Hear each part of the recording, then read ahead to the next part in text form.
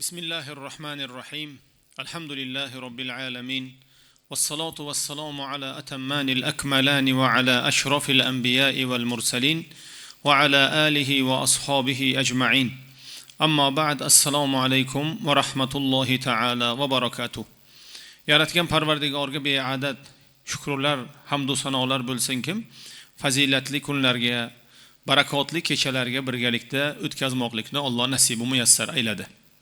Parvardigor olam fazilati bilan, marhamati bilan Baqara va Oli Imron suralarini o'qishlikka muyassar va musharraf bo'ldik. Qur'onni avvalida 7 ta uzun sura bor. Bularni sab'un tival deyiladi. Ya'ni 7 uzun sura deb bularni aytiladi. Payg'ambar alayhissalatu vassalom aytadilar kim? Man akhadha sab'a tival fa huwa hibrun. Kimiki 7 ta uzun surani agar yodlasa, u hibr. Hibr degani ilmda dengiz, sohilsiz bir dengiz deb payg'ambar alayhissalom aytadilar. 7 ta buyuk surani Baqara, Oli Imron, Niso, Moida, An'am, A'rof va Anfal suralari. Hazrati Payg'ambarimiz sallallohu alayhi va sallam aytadilar kim? Qur'oni Karimning 7 ta uzun surasi bor. Uni o'qigan odam, uni yodlagan odam hibr hisoblanadi. Ya'ni dinning, ilmning dengizi hisoblanadi. Mana shu sab'ativol suralardan bittasi muborak Niso surasi. Niso ayollar degan ma'noni bildiradi. Alloh taolo Qur'oni Karimda avvalgi suralar Fotiha ochuvchi, undan keyin Baqara, undan keyin Oli Imron, undan keyin Niso. Niso bu ayollar. Johiliyatda, islomdan avval ayollarga berilgan haq huquq nihoyatda yer bilan barobar edi. Johiliyatda ayolga umuman qiymat yo'q edi. Xuddi shuningdek bugungi kunda ham johiliyat jamiyatlarda ayolning huquqi yo'q, obro'yi yo'q. Ayol bir mexanizm kabi. Johiliyatda arablarda agar qiz tug'ilsa, ular g'amgin bo'lishardi. Ota boshiga qora salla kiyib chiqib ketardi. Ona 40 kun uydan chiqmasdi. Qiz bola tug'ilsa, qavmning motami edi. Ba'zilari fa ammal maw'udatu su'ilat bi ayyi zambin qutilat. Alloh nima deydi? Tiriklayin ko'milgan qizlar, qiz bolalar qiyomat kuni so'raladi. Nima uchun ularni ko'mgan, nima uchun ular dafn qilingan ekan deb. Ya'ni Alloh taolo bu yomon odatni, bu yomon illatni nima qilyapti? Aytayapti. Mav'uda degani tiriklayin ko'milgan qiz bola. Tiriklay qiz bolani ko'mganlar va buni o'zlariga sharaf deb bilganlar. Nega? Zamon notinchlik zamoni bo'lgan. Qaroqchilik zamoni bo'lgan. Talon-taroj zamoni bo'lgan. Qavmga, qabilaga hujum qilgan. Hujum qilgandan keyin qo'liga tushgan narsani olib ketgan. Birovni oti ketsa, birovni tuyasi ketsa, birovni qo'yi ketsa, nari borsa yuragi og'riydi, lekin 1-2 yilda qo'zisini qaytib joyiga qaytaradi. Lekin farzandi ketib qolsa-chi? Jamiyatda erkaklar, o'g'il bolalar qochib biladi, yashirinib biladi, bekinib biladi. Ammo qiz bolalar qayerga qochadi? Ular muhaqqaqqa asr tushadi. Asr tushganda endi nima qilish kerak? Ota va qabila uni xalos qilish kerak. Uni asrga olgan odam xohlagan qiymatini qo'yadi endi. Falon pul berasan, qizingni olib ketasan deydi. Ota nima bo'lsa ham, qabila nima bo'lsa ham o'zining qabiladoshini xalos qilmoqchi bo'ladi. Mana shunday johiliyat, mana shunday tartibsizlik, mana shunday bir dini diyonat yo'q bir paytda payg'ambar alayhissalatu vassalom sahnaga keldilar. Alloh taolo u kishini payg'ambar qilib yubordi. Alloh taolo u kishini butun olamlarga rahmat qilib yubordi. Qiz nomi aytilishga uyat bo'lgan bir jamiyatda, qiz ko'rgan odam uyatli bir holatda qolgan bir jamiyatda ayol o'ylanardi. Ya'ni ayol deganda arab jamiyatlari, qadimgi grek va rum jamiyatlari o'ylardi. Shunaqa hatto fikrlar, mulohazalar, tendensiyalar bor. Ayolning zoti ham, ayolning asli ham erkaknikidekmi yo'qmi? Ya'ni ayol bilan erkak bir jinsdan, har ikkalasi odamiy zotmi yoki yo'qmi? yoki erkaklar Odam alayhissalomdan paydo bo'lib, ayollar jinlardan va shaytonlardan paydo bo'lganmi degan bir g'oyalar yurardi. Mana shunday jamiyatda, mana shunday bir holatda Alloh taolo payg'ambarini yubordi. Alloh taolo Niso degan surani nozil qildi. Ayollarga haq huquqlarini berdi. Ayollarga o'zlarining jamiyatdagi o'rinlarini berdi. Eng katta qilingan bu yerdagi hukm, ayollarga iqtisodiy himoya berildi.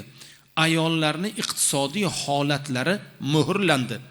Agar avvallari bir kishi o'lsa, uning merosi faqat erkaklarga taqsimlangan. Ayollarga meros berilmagan. Nima uchun? Ayol talonchilik qila olmaydi, qabilani himoya qila olmaydi, qilich ko'tara olmaydi. Demak, u haq olishga yaramaydi. Alloh taolo Qur'oni Karimda yozdiki, "Lizzakari mislu hazzil unsayayn." Ayollarga ham erkakning 2dan 1 bo'lagini bering mol-u davlatni deb Alloh taolo marhamat qildi. Bu yerda Alloh taolo ayollarga oid iqtisodiy, ijtimoiy masalalarni, Alloh taolo jamiyatdagi erkak ayollar oralaridagi munosabat masalalarini muhrlab qo'ydi. Niso surasi 177 oyatdan iborat. So'zlar kalimalari 3756 ta. Harflar soni esa 15987 ta.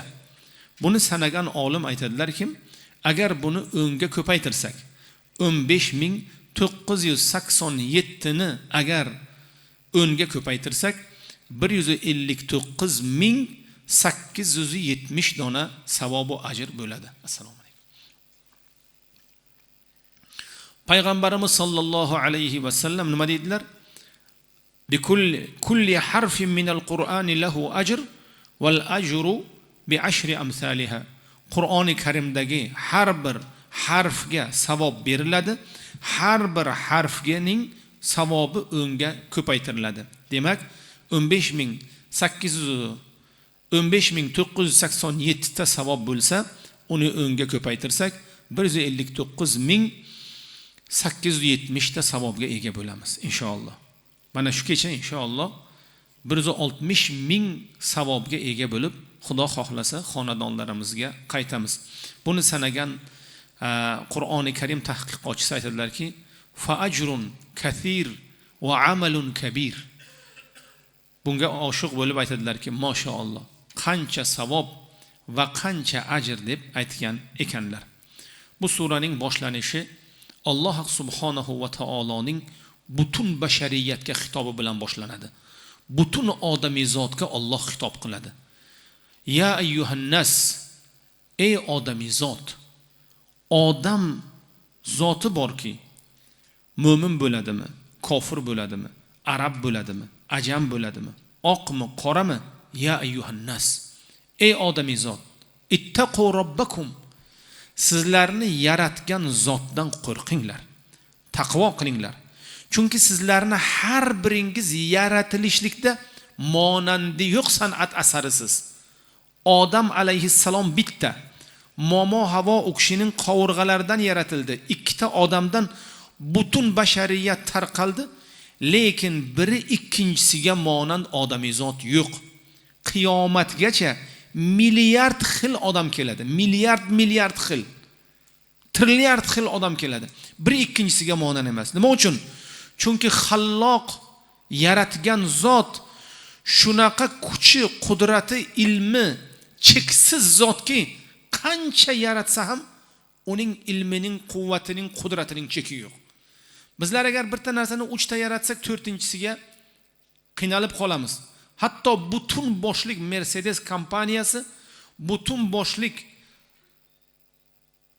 arxitektorlari, dizaynerlar bilan 3 yilda bitta mashinaning yangi formasini chiqaradi. U ham 4 ta g'ildiraklik. Lekin Alloh taolo kunda minglab odamizotni yaratadi. Qiyomatgacha trilliardlarni yaratadi, biri ikkinchisiga monand emas. Shundoq ekan, ittaqu robbakum, Robbilaringizdan qo'rqinglar, Xudodan qo'rqinglar. Xudo seni yagona qilib yaratdi-ku, bemonand qilib yaratdi-ku. Hatta nusawwiya banana. Barmoq izlaring ham birovga o'xshamaydi-ku. Xoliqingning senga e'tibori shunday. Nima uchun uni tan olmaysan? Nima uchun sajda qil deganda sajda qilmaysan? Nima uchun uni yakka bilmaysan? Undan qayerga qochasan? Unga qoch. U tomon yugur. Fasari'u ila maghfiratin min robbikum va jannatin arduha as-samawati wal ard. Ya ayyuhan nas, ey odamizod, ittaqu robbakum allazi khalaqakum min nafsin wahida. Bitta nafsdan yaratdi. Va khalaqa minha zawjaha. Undan juftini yaratdi. Va batha minhuma rijalan kathiran va nisaa. Ulardan cheksiz erkak va ayollarni yaratdi. O'sha zotdan qo'rqinglar deb Alloh aytadi. Taqvo nima? Taqvo nima? Hazrati Umar ibn Xattob roziyallohu anhu dan so'rashgan ekan. Ey Hazrati Umar, taqvo nima? Xudo bizlarni taqvoga buyuryapti. Innama yataqabbalullohu minal muttaqin. Xudovand faqat taqvodorlardangina qabul qilaman deyapti. Hazrati Umar aytdilar. O'z zamonlarining o'zlarining tabiat va iqlim sharoitlari bilan misol keltirdilar. Tikanakzorni bilasanmi dedilar. Bizda tikan bor, tikanak bor. Agar kiyimingizga yopishsa uni uzib bo'lmaydi. Tikanakzorni ko'rganmisan dedilar. Ko'rganman dedi. Undan o'tganmisan dedilar. O'tganman dedi. Qanday o'tgansan dedilar. Yengimni shimarganman. Etagimni olganman qo'limga, kichkina qilib. Oyog'imning uchi bilan ohistalik bilan, sezgirlik bilan ehtiyot bo'lib o'tib ketganman. Ehtiyot bo'lmasang nima bo'ladi? Tikan badanimni shiladi, jonimga aziyat beradi. Aytdilar, taqvo ham shu, dunyo ham shu. Dunyo ham go'yo bir tikanakzor, atrofimizda tikanlar, oyoq ostimizda tikanlar, ustimizda tikanlar. Agar shilinmasdan, tilinmasdan, agar bir zarar ko'rmasdan o'tib ketmoqchi bo'lsak, yengimizni shimaramiz, etagimizni qo'limizga olamiz, ohistalik bilan, hushyorlik bilan undan o'tib ketamiz. At-taqwa al-khawfu min al-jalil wal-amalu bit-tanzil wal-iktifa'u fi ad-dunya bil-qalil wal-isti'dadu li yawmir rahil. Taqvo nima? Taqvo al-khawfu min al-jalil. Buyuk zotdan qo'rqish, uni chegarasida turish, har zahot u zot meni kuzatib turibdi degan mukammal e'tiqodda bo'lish. Al-khawfu min al-jalil wal amalu bit-tanzil. Xudovand Karim nozil qilgan shariatga amal qilish. Og'maslik. O'lsak hech kim tirgiza olmaydi bizni. Hech kim tiriltira olmaydi agar o'lsak. Hech kim. Alloh xohlasa tiriltiradi. Xohlasa million urug' ishidan bizni odamizod qildi. Boshqa birortasi qila olmaydi. Xohlasa o'ldiradi, xohlasa tiriltiradi. Hazrat Rumiy aytganlaridek, bu o'rtaga odam o'ynaydi. Al-khawfu min al-jalil wal amalu bit-tanzil. Qur'on ilohiy dasturul amalga amal qilish, uni hukmidan chiqmaslik. Wal iktifa'u fi dunya bil qalil. Bu dunyoda boriga qanoat qilish. Nima degani boriga qanoat qilish? Harom va makruhga qo'l uzatmaslik. Birovlarning haramiga ko'z uzatmaslik. Wal isti'dadu li yawmir rahil. Bu dunyodan chiqar kunga tayyorgarlik ko'rish. Bu dunyodan bir kun chiqamiz, o'sha kunga tayyorgarlik ko'rishligimiz kerak. Har bir qadamimiz, har bir harakatimiz, har bir nafasimiz bizlarni jannatga, savobga, yaxshilikka yaqinlashtirish kerak, yomonlikdan uzoq qilish kerak. Hazrati Abdulloh ibn Mas'ud radhiyallohu anhu aytdilarki, Niso surasida 5 ta oyat borki, u 5 ta oyat menga hayot bag'ishlaydi deb aytgan ekanlar. Bu 5 ta oyat qaysi oyat ekanligini oyatlarni tarjimasi bilan inshaalloh Bayyina uz ijtimoiy tarmog'imizda joylashtiramiz. Alloh taolo iloho hammamizni panohida asrasin. An-nisa'u shaqoiqur rijal. Ayollar jamiyatning ikkinchi bo'lagi, erkaklarning bir qismi. Iloho Parvardigor hammamizga soliha ayollarni, fazilatli qizlarni, barakali nabiralarni nasibu muyassar aylasin. Amin va rabbul alamin. Aqimus solat.